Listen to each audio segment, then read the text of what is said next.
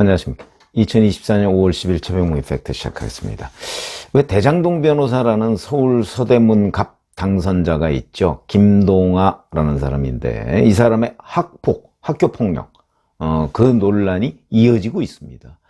사실은 고등학교 때 그랬다는 건데 지금 나이가 30이 넘었으니까 그러니까 이제 십수년 전 일인데, 그러면 본인이 제일 잘 알 거 아니겠습니까?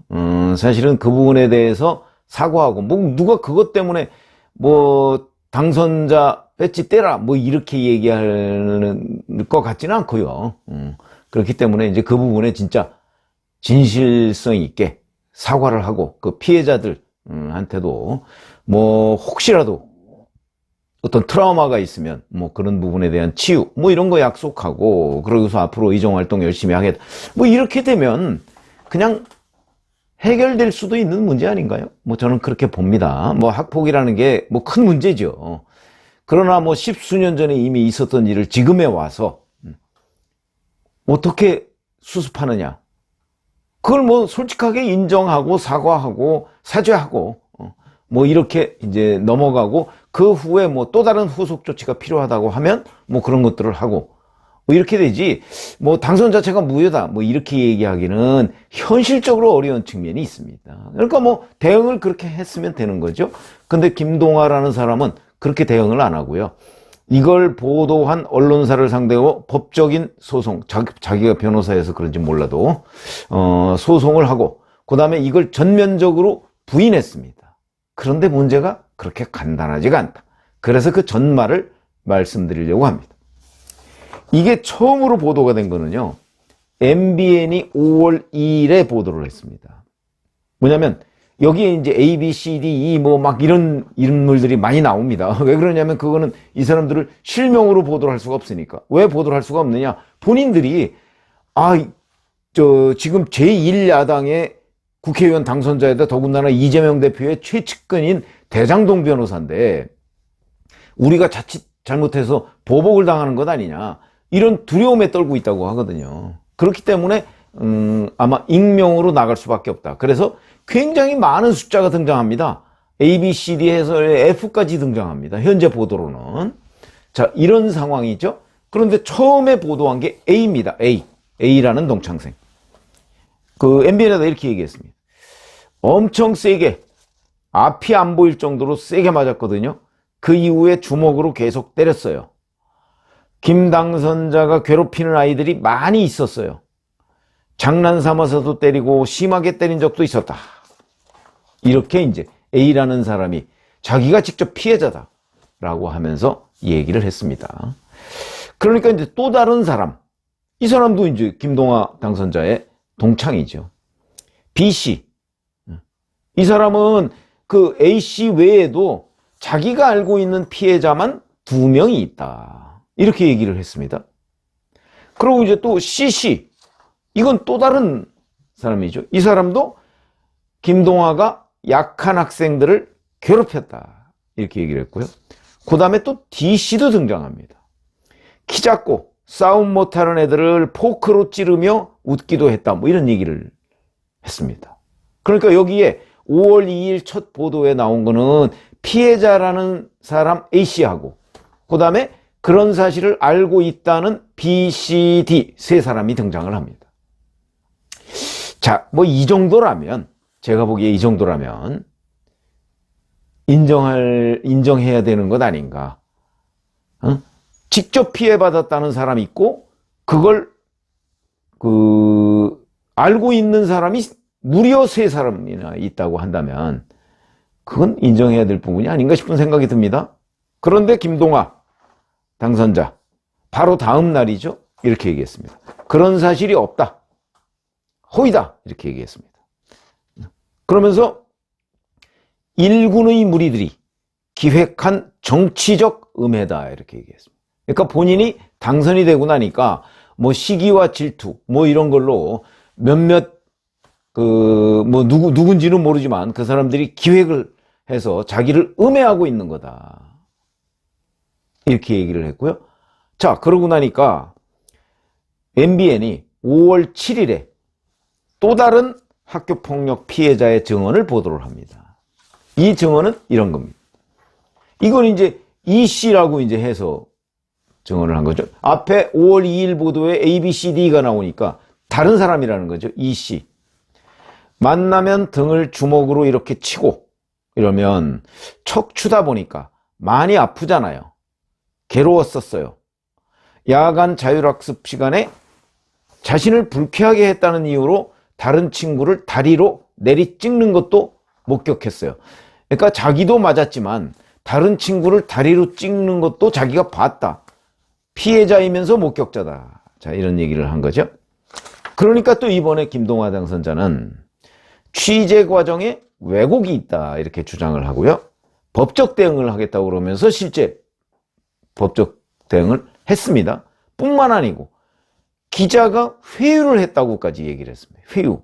참 회유라는 게 애매한 표현이긴 한데 기자가 취재를 했을 때 이것 좀 말해주세요 라고 계속 얘기를 했는데 이 김동화 당선자의 그 해명의 요지는 기자가 자꾸 결론을 어느 쪽으로 내려놓고 그리고 그 발언을 유도했다. 아마 이런 쪽으로 이제 그 주장을 하는 것으로 보입니다. 그런데 거기에 그치는 게 아니고 이 김동화 당선자가 아까 얘기한 5월 7일에 그 MBN에 나와서 얘기했다는 그 이 씨, 이 사람으로부터 자기가 받은 거다.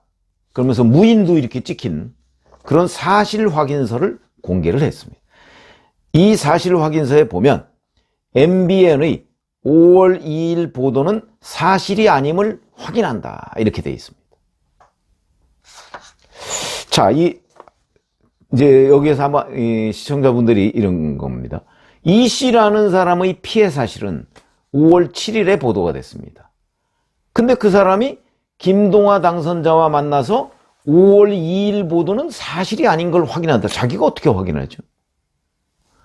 5월 2일에 보도했을 때 피해자는 A씨고 목격자는 B, C, D인데 그걸 5월 7일에 피해자라고 나온 이 씨가 그거 사실이 아니다. 아니 자기 거만 얘기하면 되는 거죠. 자기 거는 자기가 잘 알 테니까. 그런데 5월 2일 보도는 자기 거하고는 아무 상관없는 겁니다. 그걸 자기가 사실인지 아닌지 어떻게 합니까? 자기 모르게 김동화가 A라는 사람 때렸을 수도 있는 거 아닌가요? 그 가능성이 훨씬 높죠. 그런데 그런 사실 확인서라고 하면서 공개를 한 겁니다. 그러니까 이제 더 황당한 일이 돼버린 거죠. 이게 이 확인서라는 거 자체가 수상한 겁니다. 그러니까 결국은 5월 7일이면 5월 7일에 보도한 이 씨 확인서를 받았다는 거는 이 씨는 나가기도 전에 이 씨 관련 보도가 나가기도 전에 김동화 당선자가 이 사람을 만나서 확인서를 받았다. 이런 얘기가 되는 거거든요. 그러면 이 씨 관련한 보도가 나갈지 모른다 하는 사실을 김동화 당선자가 알았다는 얘기가 되는 거죠. 그러면 학폭이 있었다는 얘기가 되는 거 아닌가요? 거꾸로 얘기하면.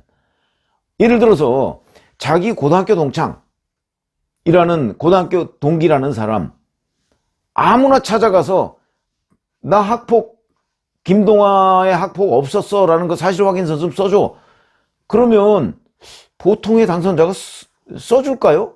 아니 자기가 그 수많은 동기들이 누가 피해를 당했는지 어떻게 알아요?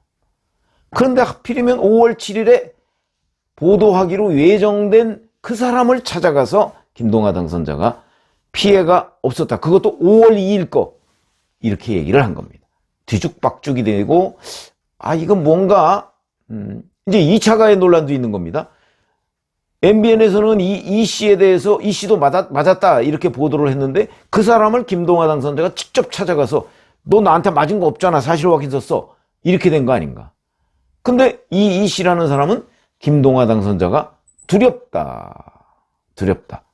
전체적으로 다 그런 보복이나 뭐 이런 게 있을 수도 있다. 뭐 이렇게 해서 실명 노출을 꺼리는 사람들이거든요. 거길 직접 찾아갔다 그러면 2차 가해 논란이 벌어질 수밖에 없다. 어쨌든 그 사람이 썼다는 그 확인서도 황당한 일이다. 수상한 거죠, 수상한 거. 그러면 거기에 오히려 압박이 있었던 것 아니냐 하는 걸 우리가 상식적으로 충분히 짐작할 수 있다. 이런 얘기가 되는 거고요. 그 다음에 MBN이 또 5월 2일에 보도했던 ABCD라는 사람을 다 확인했다고 합니다.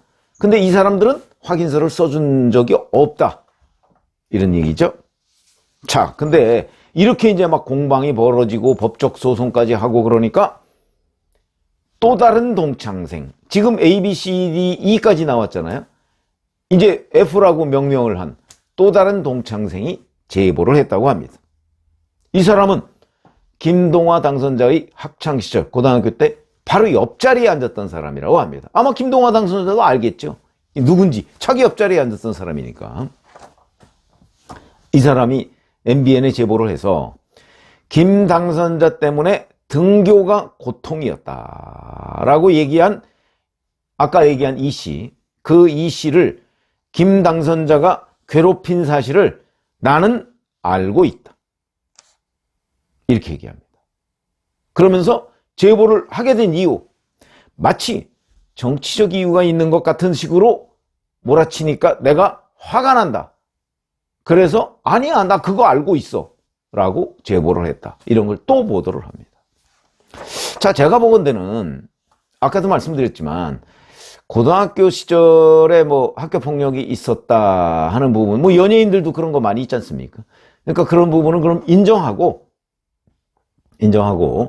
사과하고, 그 다음에 연예인들 경우에는 뭐 일정 기간 뭐 방송 출연을 안 한다든가 이렇게 해서 좀 자숙을 하고, 뭐 이렇게 돼서 문제를 수습해 나가는 과정이 우리 여러 차례 봤죠. 지금 김동화 당선자라는 사람한테 물론 이제 이 피해자들이나 이런 사람들은 나 그런 정치인 정말 보기 싫어 이렇게 얘기를 하죠. 그러나 그냥 상식의 눈으로 볼 때 김동화 당선자한테 고등학교 때 학교 폭력이 있었기 때문에 당신 그 당선된 거 반납해, 이렇게 얘기한, 그러니까 객관적으로 볼 때 그렇게 얘기하는 사람은 뭐 저는 많지 않을 거라고 봅니다. 그렇다고 학교 폭력에 대해서 당선됐다고 면책되는 건 물론 아니죠. 그러나 그 당선증을 반납해라 이렇게 얘기하는 사람은 많지 않다. 피해자들은 보기 싫다 이렇게 얘기하고, 이런 사람 정치할 자격이 없다 물론 그렇게 얘기하겠죠. 그러나 객관적인 기준으로 보면 이 사람은 본인의 학교 폭력이 있었다는 사실을 시인하고 진정성 있게, 그리고 피해자들한테 사과하고, 그 다음에 서대문갑 뿐만 아니고 일반 국민들, 유권자들한테도 자, 제가 이러이러한 일이 있는 부분에 관해서 공식적으로 사죄합니다 라는 입장을 표명하고 앞으로의 각오 뭐 이런 걸 다지고, 물론 본인이 이런 일이 벌어져서 제가 정치를 못할 것 같습니다 라고 해서 본인이 뭐 사퇴를 한다면 뭐 그거야 정말 양심적인 사람이네 뭐 이렇게 하겠지만 그렇게까지 하겠습니까?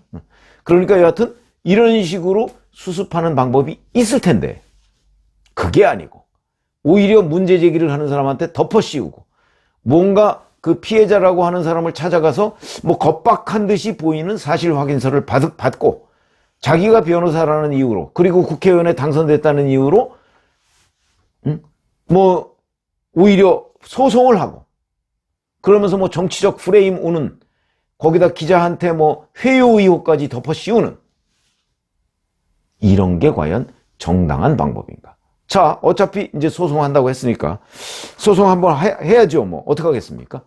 제가 보기에는 오히려 사태를 키우고 있고, 이 대장동 변호사 김동화 라는 사람들의 대응 방식이 보면, 자, 어쩌면 이 민주당 사람들의 오리발이라고 하는 거와 유사하냐? 정말 닮았다. 젊은 정치인